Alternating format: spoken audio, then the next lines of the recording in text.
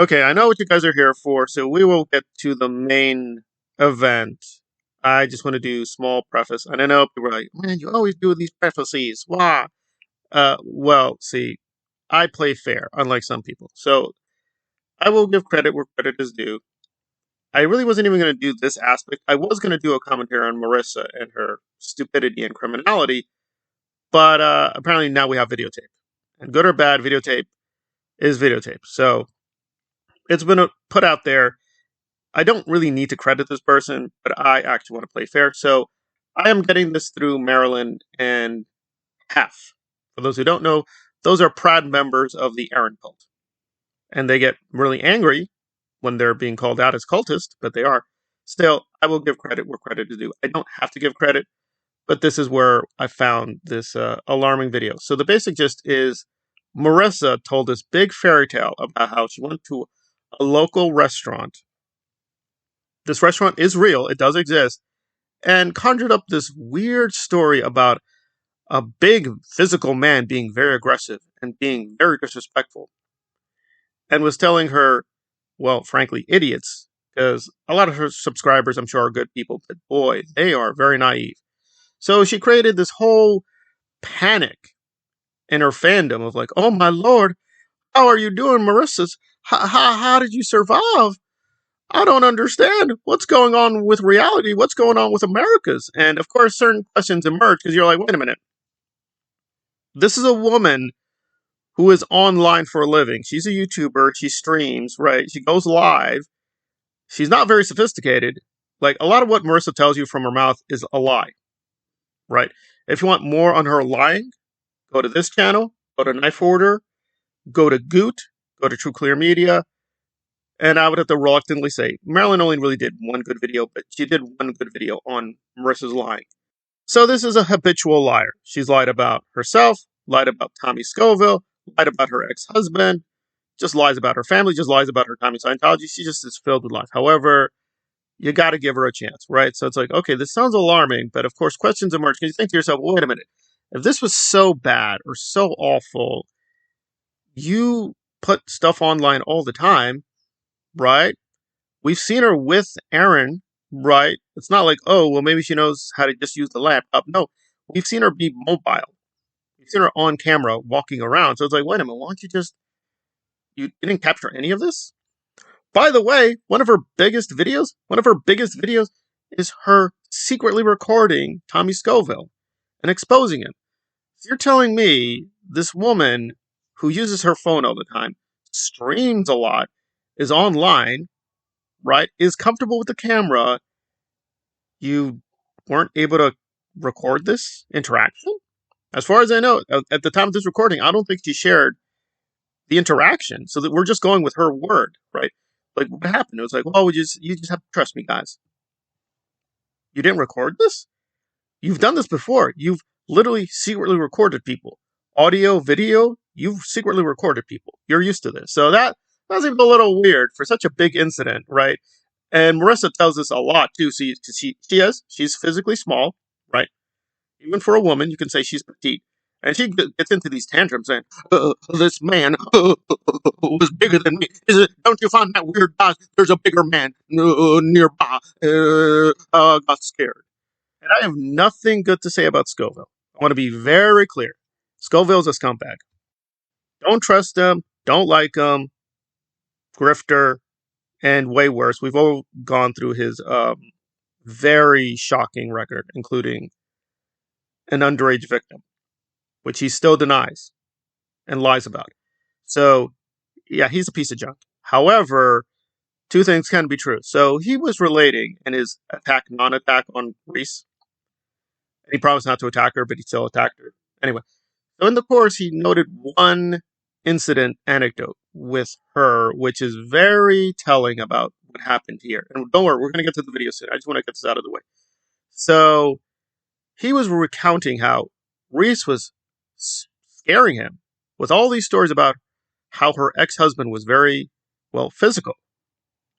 And Scoville, being very stupid and naive, was like, oh, wow, this is bad. This is bad. Okay, I'm going to stick around you to protect you. And she's like, oh, yes, you do that. You do that. And then out of nowhere, while he's staying with her and the ex-husband. He's in the basement. She's like, "Oh yeah, I'm gonna go out with him tonight." And he's like, "Wait, what? Yeah, you're gonna stay here? We're gonna go out." It's like, wait, what? Wait. I thought you said he was very dangerous. I thought you needed me to protect you. Saying, "No, it'll be fine. There will be people around. He's not gonna do anything." So, two things can be true. She is a habitual liar, pathological liar. He's a pathological liar. But that anecdote now has a lot of credibility. So let's get right to it. So, what happened with the restaurant? What happened? Well, we've gotten her side of the story. Now we're going to get some other people's side. It's not lining up with her panic. She could have gotten out or been like backing away from him whenever she was walking towards. So, not really anything to call the police over. Right. It was more of a loud discussion. Like, he raised his voice, but he wasn't like full blown screaming, because none of my customers downstairs were even bothered or like, what is going on? Like, that didn't happen. So Marisa was getting, as she usually does, getting very assertive, raising her voice, being disrespectful. And this guy, good on him, decided, you know what? Enough is enough. You want to talk? We're going to talk. He got up. He did get close to her, but he kept his distance. She said what she was going to say. He said what he was going to say. And this employee was looking on. She looked on and was like, okay, all right. They are, there's a confrontation, but it's not dangerous. He wasn't threatening her. Nothing like that. People were around. She could have backed off. And that's critical. That's critical to the story, because if she really felt like, oh, something could happen here, she could have just taken a step back. See, this is the problem with Marisa, because she likes to have it not just two ways, but three ways. Because she goes on about this, guys, I'm a woman. Okay, yes, I'll concede the obvious point. Marisa is a woman, and I'm a little small. That's true. That's true. I think you can say physically she's a small woman. She's not super tiny, but she's not super tall. Okay, that's correct. And I do think, as a general rule, that's just me. If you are a much taller man, I think you should be careful with smaller women, usually. There are two problems here. One is Marisa has a huge amount of training in Scientology. Now, Knife Order and Goot don't like her very much. I think it's fair to say they hate her. However, I will give her a lot of credit that she does tell the truth sometimes, right? Because she's been in Scientology a long, long time. But unlike the other SPTV bozos, she admits, actually, I got some good stuff out of it, right? Scientology did train her to be very assertive and be very tough. So this is not an ordinary woman. This is a woman who's like, yeah, I'm really tough. So if she wants to stand her ground, okay, fine. You go, girl. But then there's a problem. See, this is now we get to the third thing. Well, wait a minute. If you were standing your ground, you weren't intimidated. Right? If you thought he was going to be threatening or physical, why don't you just back down? It's like, I don't back down. I'm Marisa. I stands up. You can't talk to me like that. So it's like, well, that's a double contradiction.